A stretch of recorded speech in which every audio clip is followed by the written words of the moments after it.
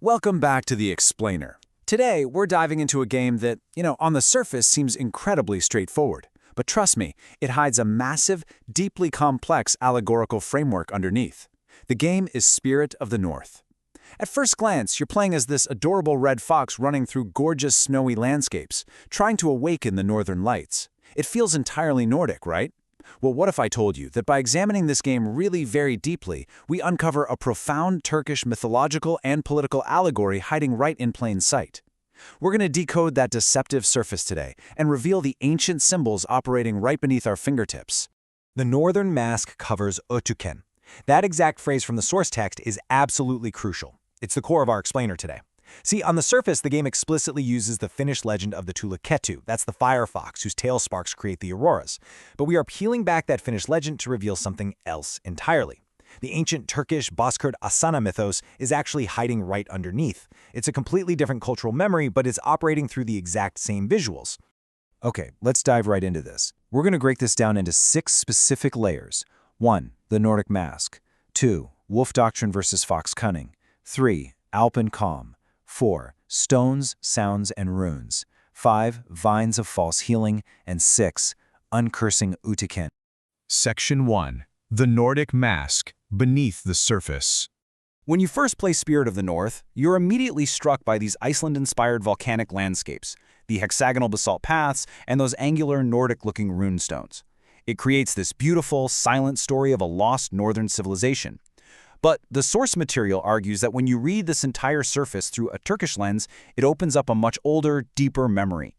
The geography isn't just Iceland, it's a corrupted realm waiting to be fixed. And that brings us to Ötüken. In this framework, Ötüken isn't just a physical spot on a map. It's defined as an order. It's a customary circulation holding the realm together, established among stone, road, a vital energy called kut, flower, staff, spirit, sound, geyser, and sky. So the curse in the game isn't just some generic dark magic. It is specifically this customary circulation getting entangled, misaligned, and stuck in a state of melancholy. The realm has literally stopped flowing. Moving to Section 2, Wolf Doctrine versus Fox Cunning, the Animal Substitution. Now here's where it gets really interesting. In Turkish mythology, the central animal is almost always the wolf, or Bozkurt. But in this game, we drop the wolf for the fox. Why? Well, it's a fundamental shift in how the protagonist interacts with a broken world. The Bozkurt represents lineage, nobility, and a very straight, principled discourse. But remember, the world of the game is corrupted. The straight path is completely blocked. The fox, on the other hand, represents cunning, de facto culture, and acts as a threshold animal. The fox provides the exact kind of body capable of operating inside a corrupted, symbolic order. Instead of just ramming into a locked door like a wolf might, the fox uses what the author calls Toniyukukian holding back.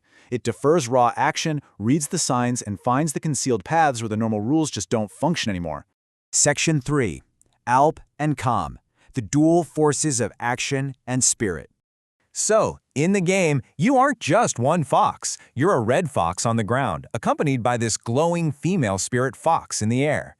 This duality directly maps to incredibly deep mythological counterparts in Turkish tradition. The red fox represents the Alp, or Hagan pole. It's grounded, it falls, it limps, it physically carries objects, and it literally struggles to open doors. It represents the founding physical labor. The spirit fox represents the calm, or bilge pole. She floats in the air, breathes the blue energy known as kut, and provides sign-reading intelligence. The game turns the physical actions of the red fox and the spiritual guidance of the spirit fox into a perfect representation of the founding Hagan's labor paired with Bilge's guiding intelligence. They absolutely need each other to move forward. Section 4. Stones, Sounds, and Runes, Aligning the Cursed Mechanisms. The world is littered with rune stones and volcanic basalt paths. But as we established, the Nordic mask is deceptive. Those hexagonal paths connect directly to Anatolia's volcanic stone memory, places like Urfa Siverek. And it gets even more fascinating when we look at the writing. The angular lines carved into the hard surfaces make Germanic runes and ancient Orkan letters look remarkably similar. It's a brilliant disguise. The cunning reading here is that the stone looks completely Nordic, but when read in Turkish, it's heard like an ancient Orkan inscription. The game's decor actually functions as corrupted inscriptions. Their sound and direction have gone completely astray, and they're just waiting for the fox to realign them. This completely redefines how the game handles narrative.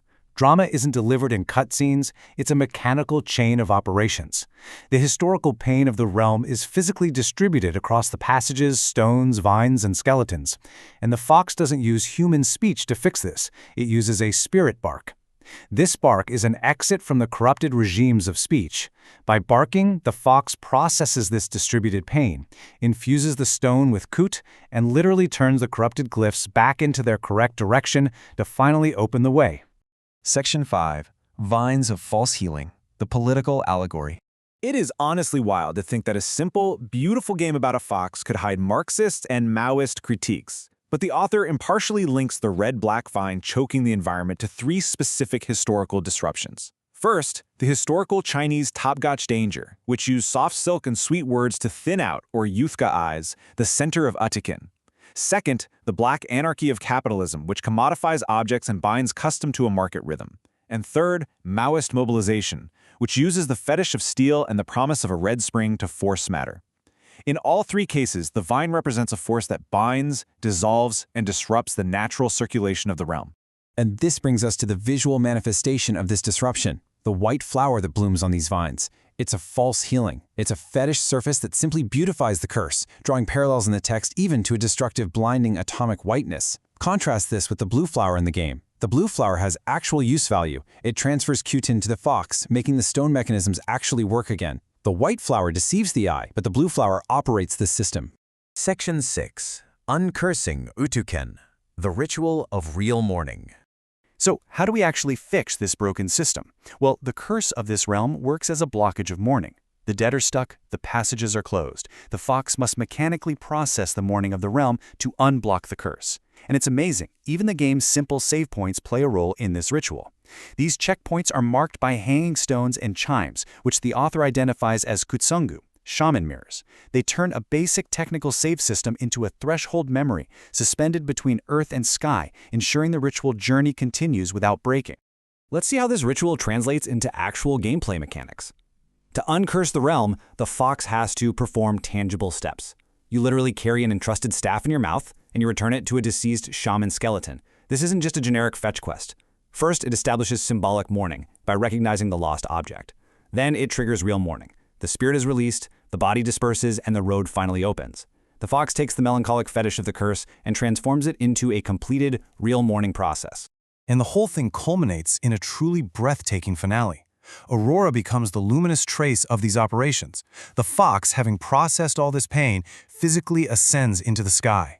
It merges the grounded Alp labor with the guiding calm intelligence.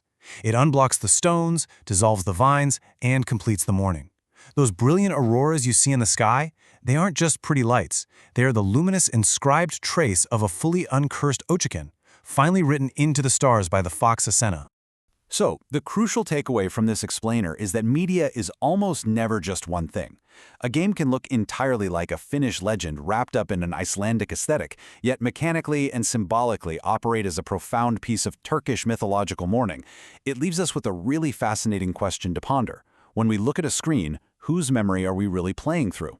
Think about that for a second the next time you pick up a controller. Thanks for joining me on this deep dive, and I'll see you in the next explainer.